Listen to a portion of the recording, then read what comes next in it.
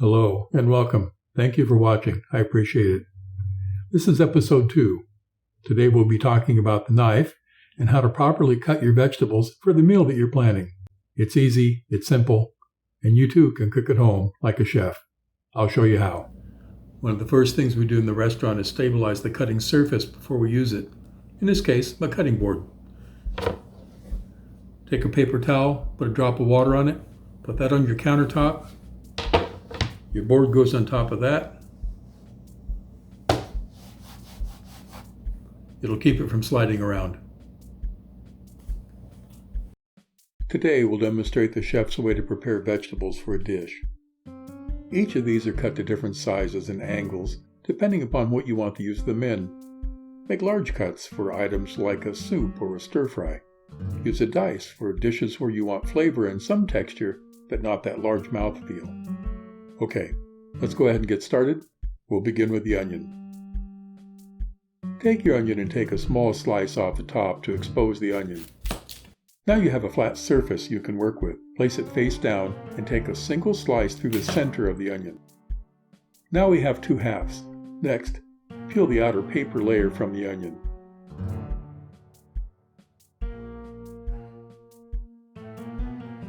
A small dice is something you'll use in dishes like an omelet or a quiche, meals where you want that taste of onion with a little texture but not dominantly so.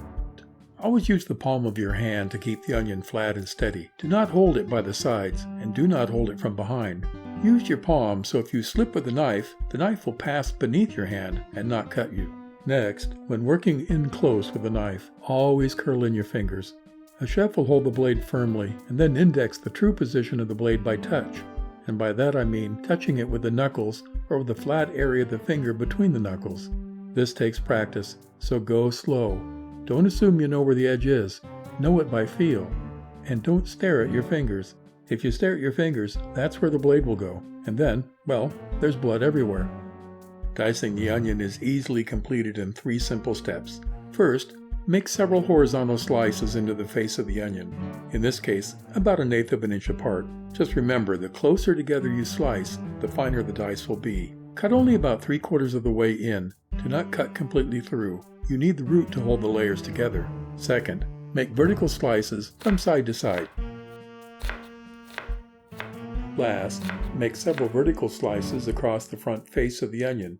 The more slices, the finer the dice. And don't worry if you don't get it right the first time. It does take a little practice to perfect your technique. But if it happens that your cuts are not as close as you would have wanted, you can always correct them. Here's how. Pile up your diced onions onto the board. Take the knife, blade down. With your other hand, create a slight downward pressure on the front portion. Using the curve of the blade, rock the knife back and forth through the pile. Do it several times until you're satisfied with the result.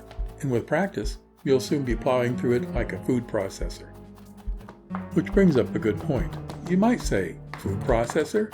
Why am I doing this by hand? Well, using a food processor will smash the onion cells apart, releasing their liquid. If your recipe calls for an onion slurry, then definitely use a food processor. If it calls for diced, use the knife. Back to the dice. If you need larger pieces, then make horizontal and vertical slices wider apart.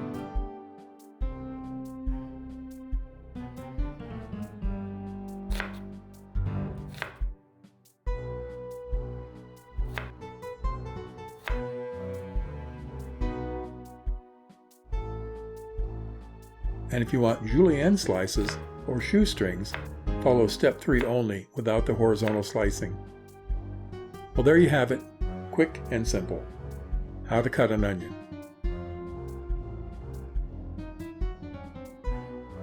We spent a little bit of time on the onion to demonstrate knife safety and dicing methods. With that under your belt, we'll move along a little faster, starting next with the bell pepper. There are a lot of ways to open up a bell pepper. Some people like to slice off the bottom or the tops and then clean out the seeds. In the restaurant, I never took that much time. Here's the method we used. Slice down one side, angling the knife inward towards the bottom. Then lay it on the side and roll it to remove the top and main seed pod. Yes, there will be some seeds left over, but they are easily tapped out. Last, remove the rib by placing the knife flat and slicing outward. That's it.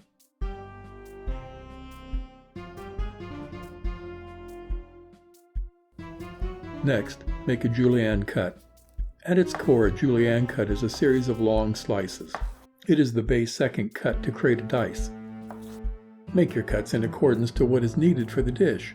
Wide slices for soups and stir fries.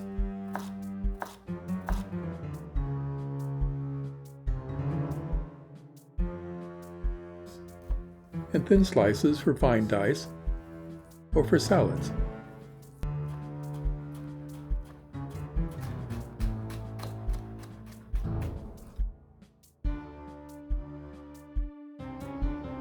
Next up, celery.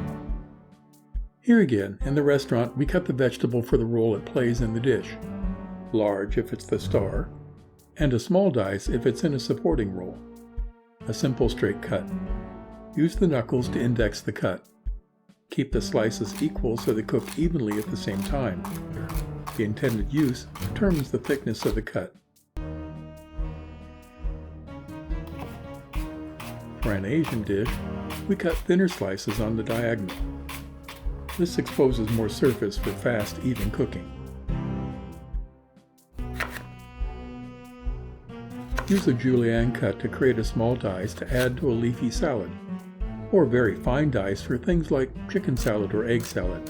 The smaller dice gives texture and flavor and is easy to eat.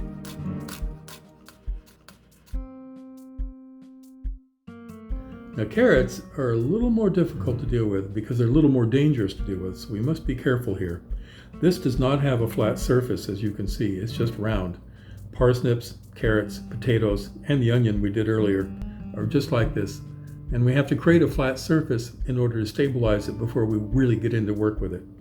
With rounded vegetables, because there is no flat surface to stabilize it, it can easily roll out from under your knife, allowing the knife to slip into your fingers.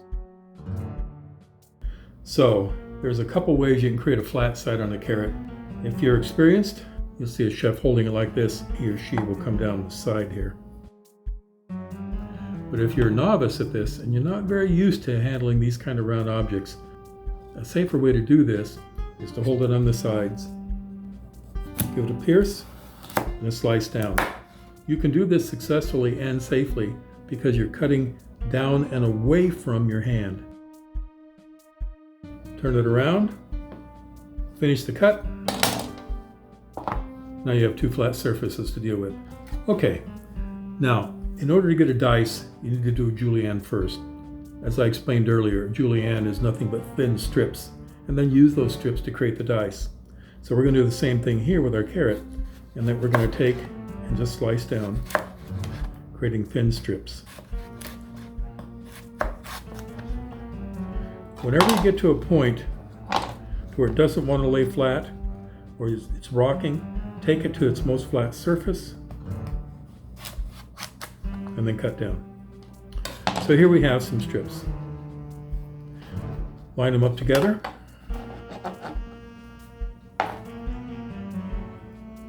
Curl in your fingers, hold it down, use your knuckle as your index, and then you can create a small dice if you were going to sprinkle it in a salad. Something like this, small pieces, easy to eat. Or if you were going to put it in a soup, you do the same method, only you create large pieces like this. Something that will give you a good mouthfeel and a good texture when you have your soup. So there you are, two different styles.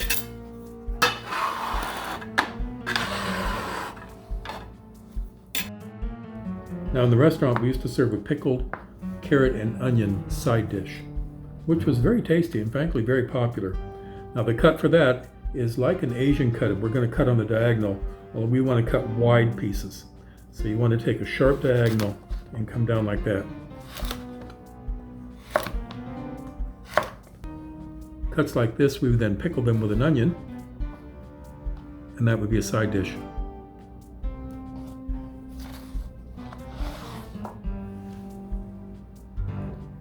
If you do an Asian stir fry, same thing, on the diagonal, but your cut's going to be thinner.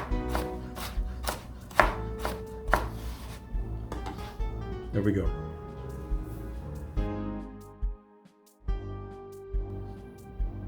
Next up we have mushrooms. Lots of different ways to cut mushrooms, and it really depends on how you want them to look in the dish as to how you might cut them. In the restaurant, we had two basic things we did with mushrooms. We either quartered them or we sliced them. We had a dish that we prepared with a brandy sauce that we put mushrooms in and served those. So it's a side of mushrooms with brandy. Very popular. For those, we quartered them. Here's how you do a quarter. A couple different ways you can do this. The first way, slice it in half, turn it, hold it, slice it in half again. You have a quick quarter. The mushrooms, as I'm sure you already know, shrink to about half their size when you cook them. So you don't really want to cut them too small. Here we go. Now, another way you can achieve that same result is cut it in half, turn it over to its flat side, cut it in half again, no problem. 4 quarters. Now, if we're going to slice them, we would take and create a little flat side by trimming off one side. We already have a piece here we can demonstrate this with. And then you just slice them very thinly.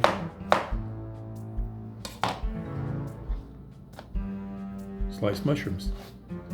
If you get to a part where you're feeling like it's a little too awkward to continue to cut like this, just lay it flat. Cut again. Remember, they're going to shrink up and you probably won't recognize that shape anyway, except for the larger quarters. Now, for the potato. Another tricky vegetable to deal with, another dangerous vegetable to deal with. Round, wants to slip away, never wants to stay in place. So, we have to create a flat surface to work with. Here again, curl your fingers in, hold it as firmly as you can, and take a small slice off the one side. There we go. Now we have a flat surface we can deal with. Don't throw this away, it can be used later. We'll set it to the side. Now, if you want to make diced potatoes, this is a simple way to do it. This is good in a hash.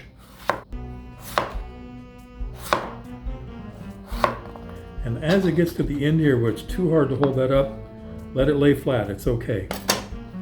Now I had not peeled this potato, but I did wash it and I did dig out any eyes that are growing on it.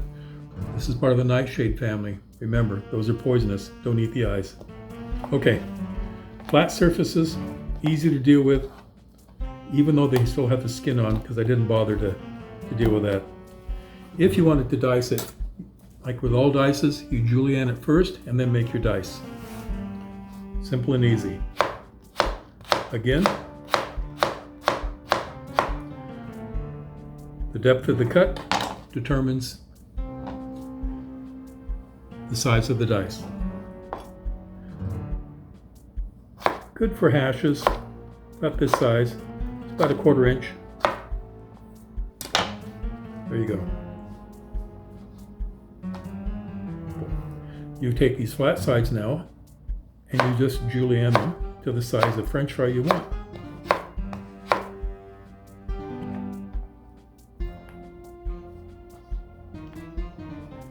Simple and easy. Now, if you're going to have fried potatoes, so my mother would do this with a potato. She would cut it in half, then she would turn it and cut it in half again. So she was now holding 4 pieces in her hand, just like that. Then she would stand over a frying pan and she'd start cutting into her thumb. You've probably seen this done. You probably learned how to do it. You've probably done it yourself many times. We would never do it this way in the restaurant. All the pieces come out in different sizes, and because they're different sizes, they don't cook evenly, and it produces an undesirable result. So put this to the side. If you want that, you can take those same 4 quarters if you want, but put them in half. Lay them out on the flat surface, and then, again, using your knuckle as an index, just cut your potatoes. There we go. Now we have them all the same size. They're going to cook about the same time. Again. Thick or thin, whatever size you want, just cut them equally and you'll be satisfied with the result. So, you've seen how to julienne, you've seen how to dice, you've seen how to do a rough chop. Now we'll talk about another cut called chiffonade. Chiffonade is another French term which basically means cut into small ribbons or strips, small pieces. Here I have some basil leaves. You can do this with lettuce, you could do this with spinach, arugula, any leafy vegetable. Just stack them up. Make sure you wash them, of course. Stack them up. Then give them a little roll forward until you've created a little tube. Lay it out and gently slice through it in thin little strips, cutting close together.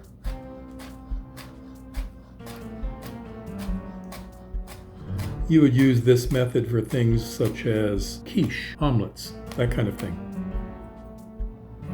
Just like in a fine dice for an onion. And here you go, little strips or ribbons. Well, that concludes this video. We've covered the basics for slicing and dicing to prepare your family meals. These are the same standards followed at your favorite restaurant. Learn them, and you too can cook at home like a chef. In the next video, I'm going to cover how to portion out a pork loin for different meals.